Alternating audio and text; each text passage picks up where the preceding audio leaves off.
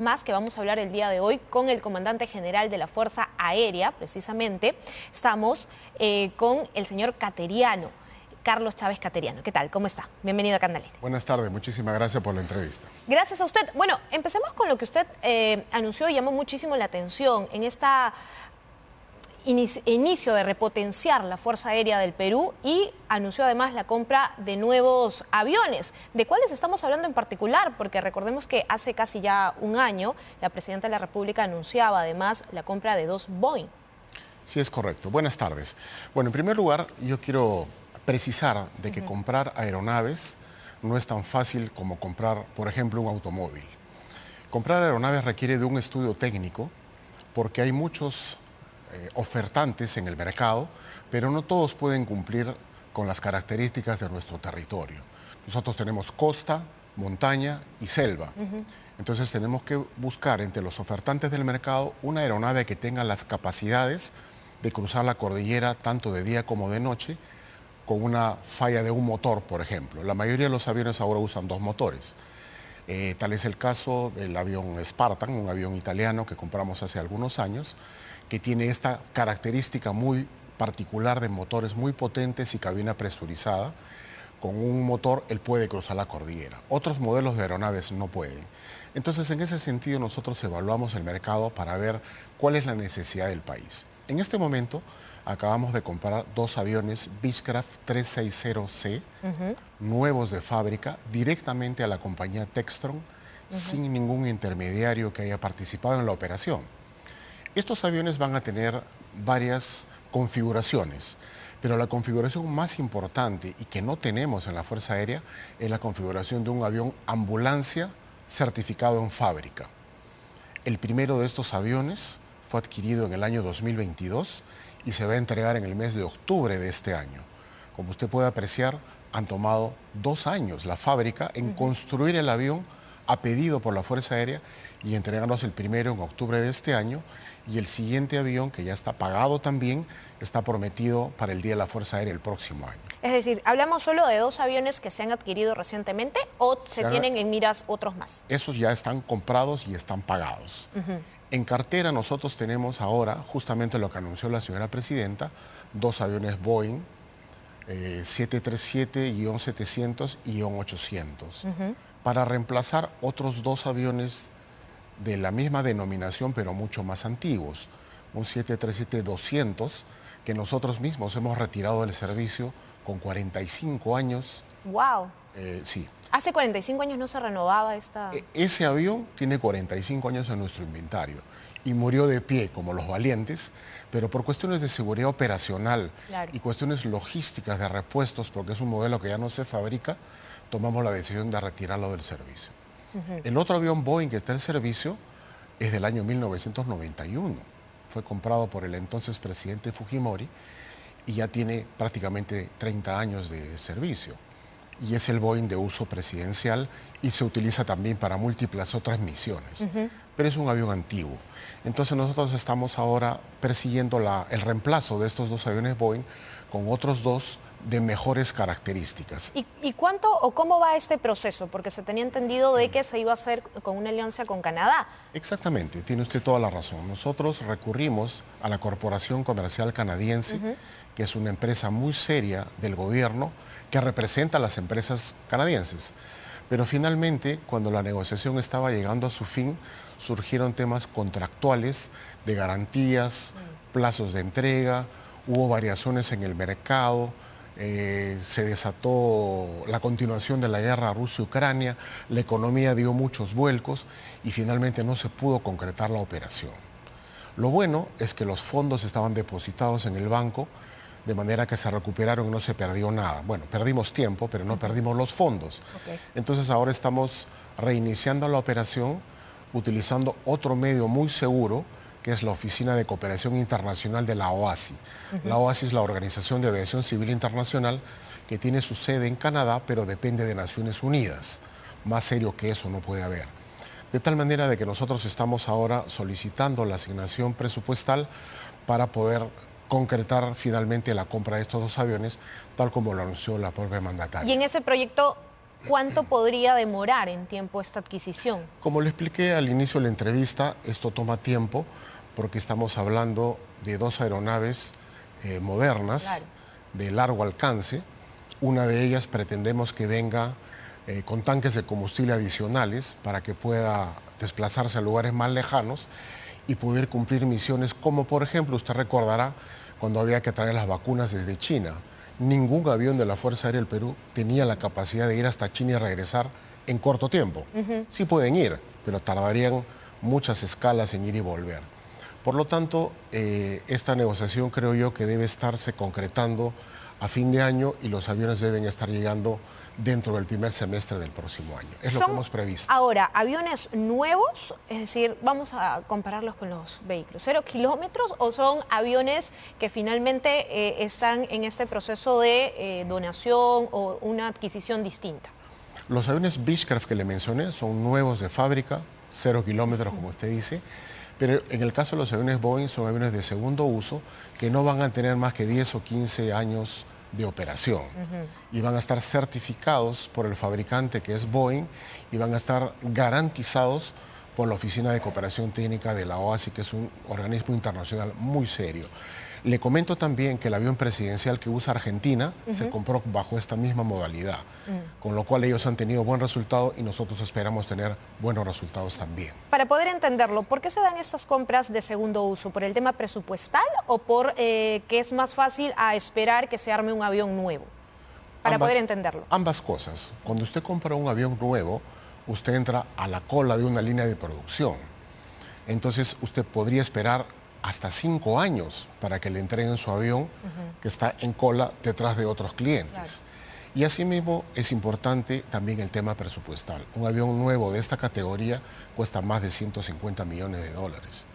Entonces, un avión usado entre 10 o 15 años, garantizado, con motores overhauled, puede servir tranquilamente unos 30 años más en el futuro. Es decir, el promedio de vida de un avión Boeing es de entre 40 a 45. Aproximadamente. Teniendo en cuenta del que ya tenemos y se ha Sí, podido exactamente, sacar. exactamente. Ahora, tenga usted en cuenta de que los aviones tienen 3 tipos de vencimientos. Se vencen por horas de vuelo. Por ejemplo, cada 300 horas de vuelo, una inspección a los motores. También tenemos vencimientos por actuaciones, como los trenes de aterrizaje. Cada tantos aterrizajes, ¿no? Se llaman ciclos, los trenes de aterrizaje tienen que ser inspeccionados. Y tenemos otro vencimiento que es el vencimiento calendario, donde todos los productos derivados del petróleo, como las empaquetaduras, las resinas, los jeves y otros empaques, se vencen igual. Entonces, si el avión no vuela, usted igual tiene que hacer la inspección. Por lo tanto, los aviones están diseñados para volar y no para estar en tierra. Para poder finalizar en este tema, ¿cuánto se está invirtiendo en la compra de estos dos aviones Boeing? El valor aproximado es de 76 millones. ¿En cada uno o en los dos? Por los dos. ¿Por los dos? Por los dos. Claro, en comparación... Eso marca una diferencia Exacto. enorme a pagar 150 por cada uno. Así es. Ahora, pasando a otros temas que también le escuché dentro de este discurso, hablábamos de este proyecto de Spaceport, del puerto espacial, el más grande que podría ser en Sudamérica, en nuestro país, especialmente en Talara. ¿Cómo va avanzando la Fuerza Aérea en ese tema? Bueno, fíjese, el año pasado, en el mes de abril, tuvimos la oportunidad de asistir a la versión número 38 del Simposio Espacial en los Estados Unidos. Fíjese, 38 años después de que ha iniciado este proceso, el Perú recién se ha incorporado y se incorpora a iniciativa de la Fuerza Aérea.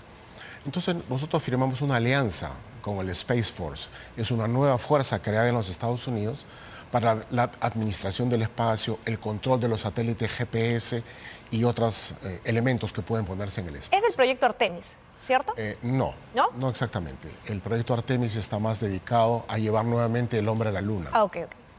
Entonces, al formar parte de la comunidad del Space Force, nosotros nos convertimos en socios del Comando Espacial de los Estados Unidos y ellos han enviado asesoría y ayuda técnica para ayudarnos a determinar la mejor ubicación. Nosotros ofrecimos 3 bases aéreas de la Fuerza Aérea, 2 en el norte y 1 en el sur, que están, digamos, tienen terrenos disponibles y podrían ser empleados en esta tarea. Cuando hemos recibido el asesoramiento del Comando Espacial de los Estados Unidos, nos han explicado que no solamente es importante tener un área determinada para establecer una posición de lanzamiento, sino que también hay que tener facilidades técnicas alrededor. Hay que tener un puerto cercano, un aeropuerto cercano, deseable un ferrocarril cercano, una autopista y toda una industria para soportar la operación del puerto espacial. Nos habla de una gran inversión. Una gran inversión que el país va a desarrollar ahora en el norte del Perú, porque, por ejemplo, en la ciudad de Talara no existe la petroquímica que pueda producir oxígeno líquido y nitrógeno líquido en grandes cantidades que se utilizan para abastecer a los vehículos que se lanzan, básicamente en la fabricación del propelente. Como usted sabe, una vez que el vehículo sale de la atmósfera, ya no hay oxígeno para quemar. Por lo tanto, el combustible tiene que generar su propio oxígeno. Por eso es que no se llama combustible, se llama propelente. Parte combustible, parte oxígeno. Y esto tiene que ser producido de manera local. No puede traerse desde el otro lado del mundo porque elevaría mucho los costos y finalmente hay que generar un rédito para el país. Entonces, estamos convencidos de que esto va a crear muchísimos puestos de trabajo, va a incrementar notablemente la creación de nueva tecnología para nuestros peruanos, para nuestros jóvenes sobre todo. Y además le comento de que nosotros hemos terminado ya los estudios técnicos y hemos determinado que la posición va a ser en la base aérea de Talara. Lo hemos informado ya al Ministerio de Defensa, quien a su vez va a encargarle a Proinversión la ejecución de los estudios iniciales para la construcción del puerto. Claro, suena bastante ambicioso, comandante general, pero claro, la gente quiere saber cuánto tiempo podría tomar, porque estamos hablando de una inversión enorme, gigante, incluso dentro del desarrollo de políticas nacionales espacial, que es lo que se debería ir impulsando dentro de la integración, la globalización y mucho más en el avance de Sudamérica, especialmente si es en Perú. ¿Cómo va entonces este procedimiento que ya se venía anunciando además como noticia, pero que nos dice usted todavía tiene que pasar por Proinversión? Y en estas me imagino que hay licitaciones, hay postores. Sí, Fátima, tiene usted toda la razón. Fíjese, este es un proyecto nacional de gran envergadura que requiere una inversión inicial de unos 300 millones de dólares. ¿Del Estado? No, de los inversionistas. Ahí es donde entra Proinversión. Entonces, el proyecto lo presenta a la Fuerza Aérea, el Ministerio de Defensa emite una resolución dándole la paternidad del proyecto a la Fuerza Aérea. Por eso es que nosotros hemos entablado contacto con el Space Force y todo lo que ya le comenté, y hemos hecho todos los estudios técnicos hasta donde nosotros podemos avanzar. La parte financiera, solo hay dos caminos: o lo invierte el Estado o lo invierte un inversionista extranjero. En este caso, Proinversión está en la libertad de hacer una convocatoria abierta o podría ser también una convocatoria dirigida a un proveedor como Boeing, como Lockheed Martin, como la NASA, como SpaceX y muchos otros operadores de esta naturaleza. Esperemos que sea así, porque la inyección de capital extranjero no solamente va a construir las instalaciones físicas, sino que también va a desarrollar una industria conexa alrededor, como ya le manifesté. Pero hay algo más que le quería comentar. Como nosotros hemos avanzado tan rápido en este proyecto, la construcción, perdón, me olvidaba, usted me preguntó, va a tomar entre 3 y 4 años. ¿Desde que Proinversión? Desde que le adjudica al inversionista. Va a hacer estudios técnicos, estudios de suelos, estudios meteorológicos y un montón de cosas más para hacerlo bien. Además, va a ser el primer y único puerto espacial en la costa del Pacífico. ¿Y por qué? Por la posición que tiene la base de Talara. Está solamente a 4 grados bajo la línea ecuatorial, 4 grados de latitud. Esa es una posición privilegiada, por eso es que los expertos del Space Force dijeron, tiene que ser aquí. Lo que le quería comentar además es que al haber entrado de lleno en la comunidad espacial, el Space Force de Estados Unidos nos está transfiriendo un telescopio de exploración espacial que por estos días debe estarse firmando ya el convenio para iniciar el proceso de transferencia a la Fuerza Aérea del Perú. Eso nos presenta un nuevo reto, porque el Space Force nos ha pedido 10 candidatos para ir a estudiar. ¿A la NASA? Estudios especiales para poder operar este satélite, con cosas que ningún peruano sabe, con materias que ninguna universidad en el Perú tiene. Entonces, esto va a ser un salto tecnológico y de conocimiento muy importante para nuevas generaciones de oficiales y técnicos en nuestra Fuerza Aérea, que van a ser los 10 primeros operadores de este telescopio, que no se le ha hecho mucha propaganda todavía, porque está en proceso de administración para la transferencia, pero calculamos que en el lapso de un año o un año y medio ya debería estar en nuestro territorio y probablemente sea ubicado en una base aérea al sur del Perú. Hablando del espacio, otro tema que está ligado a ello es el satélite, que ya tiene aproximadamente 7 años, tengo entendido, y imagino que su tiempo de vida se va reduciendo. ¿Cuándo se proyecta que se pueda cambiar, teniendo en cuenta que es muy importante y trascendental para nosotros, para ciertas predicciones? Exactamente. Déjeme explicarle un poquito cómo funciona esto. El tiempo de garantía de la vida útil del satélite es de 10 años. No quiere decir que al 10º año va a dejar de funcionar. Lo que pasa es que en órbita hay más de 6.000 objetos espaciales, entre satélites activos, satélites inactivos y fragmentos de satélites destruidos, que se llama basura espacial. Entonces, cada tanto tiempo es necesario modificar la órbita de nuestro satélite para que no choque con una basura espacial. Esta modificación se hace a través de pequeños cohetes jets con un combustible que se llama hidracina. Entonces, realmente el tiempo de vida está determinado por la cantidad de veces que usted tiene que cambiar de órbita consumiendo la hidracina. Las nuevas leyes internacionales ya no permiten abandonar el satélite en la órbita cuando éste deja de operar. Claro, porque se convierte en basura espacial. Exactamente. Por lo tanto, hay que reservar una pequeña cantidad de hidracina para con el último impulso orientarlo hacia la Tierra y bajarlo. Entonces, nuestro satélite afortunadamente ha sido cambiado de órbita pocas veces. Por lo tanto, hemos calculado que su hidracina debe durar por lo menos unos 4 años más. ¿Desde ahora? Desde ahora, por lo menos unos 4 años más. Es un cálculo aproximado. Sin embargo, no podríamos ser tan irresponsables de esperar al último día para recién pensar en su relevo.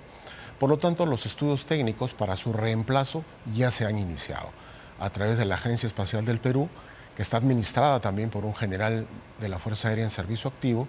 Se han iniciado ya los estudios para el reemplazo. Lo ideal digo, no necesariamente va a ser así, sería que sea un satélite de la misma familia, pero en los 7 años que Perusat tiene en el espacio han aparecido nuevas tecnologías, nuevos proveedores, nuevas capacidades y nuevos precios también. De tal manera de que cuando los estudios concluyan vamos a tener la posibilidad de renovar este satélite y lo ideal es lanzarlo antes que el otro cumpla su ciclo de vida, porque el otro puede dejar de funcionar a partir de los 10 años en cualquier momento. Entonces, ¿no? Estamos hablando de antes del 2028. Aproximadamente En este recambio. 2 preguntas muy puntuales, comandante general, porque entenderá que el tiempo en televisión es bastante corto. Primero, sobre la interdicción con Estados Unidos, y segundo, nos gustaría saber además qué información nueva se tiene de este avión de Saeta que fue secuestrado. Entendemos que ustedes también son parte de esta investigación que se les ha derivado también a la Policía Nacional. Bueno, en el primer caso, a lo que se refiere a la interceptación aérea, como usted recordará, hace 2 décadas teníamos un programa muy agresivo y muy efectivo con ayuda del gobierno norteamericano en la gestión del presidente Obama. Prácticamente todo el material que se utilizaba para las interceptaciones aéreas era americano. Los radares, los aviones, los sistemas de comunicación y hasta el personal. La contribución de la Fuerza Aérea era con personal también, con las bases aéreas y con nuestras aeronaves.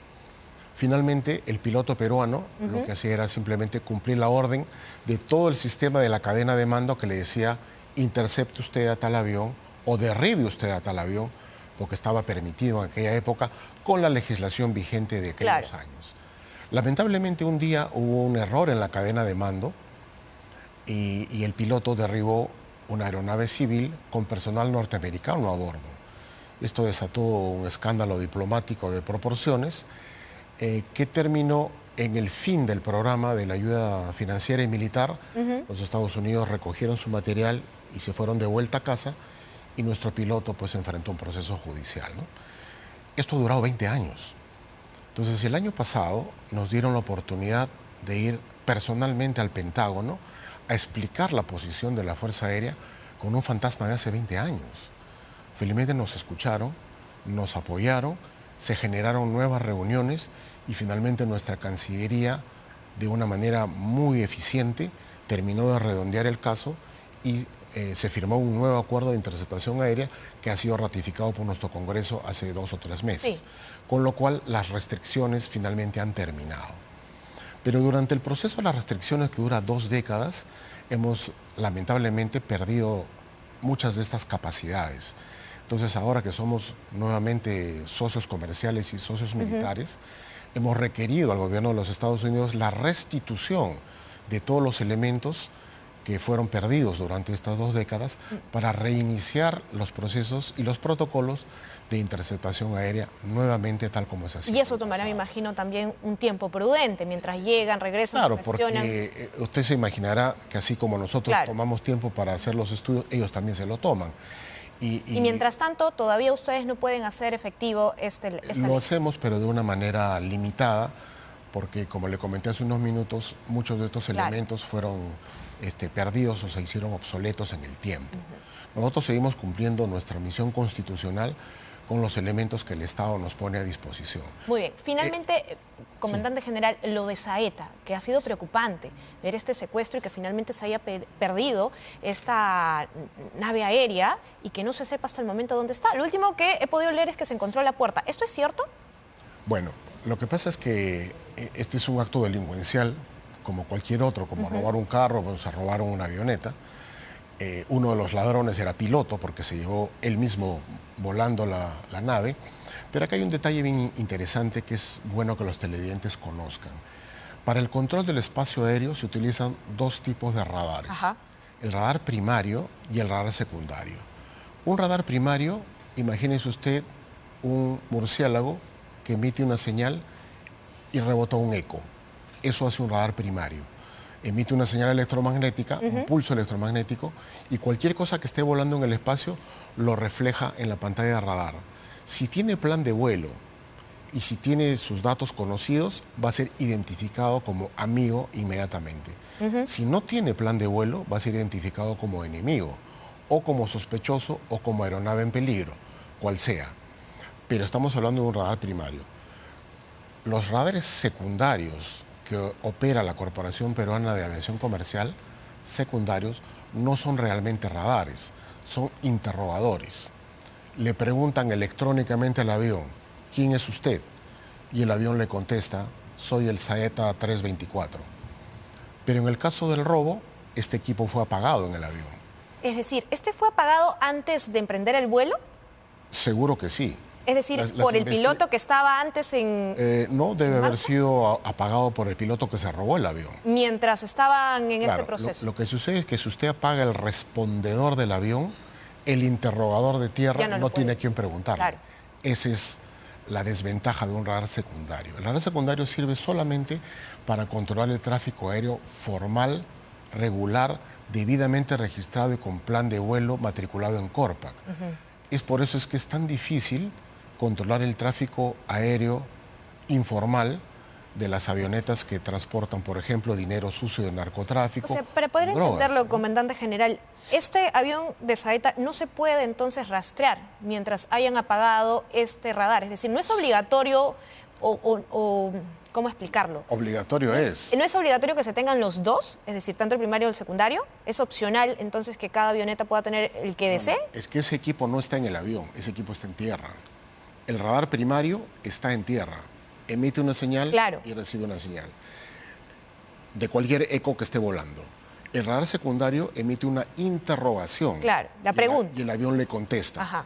Pero si el avión no tiene el equipo funcionando, no contesta nada. ¿Y el primario tampoco puede El primario rastrearlo? sí, el primario sí. ¿Y el primario estaba funcionando con el equipo de Saeta? Tendría que confirmar esa información porque nuestra frontera con Brasil tiene casi 2.000 kilómetros y como usted comprenderá es imposible coberturar toda la frontera. Entonces, al haber apagado su transponder y al volar a baja altura, es posible que haya estado fuera de la cobertura de cualquier radar.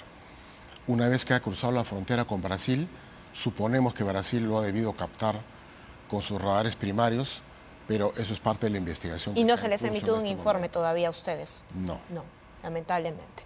Muy bien, entonces, parte de lo que nos informaba el comandante general del aire de la Fuerza Aérea del Perú, Carlos Chávez Caterina.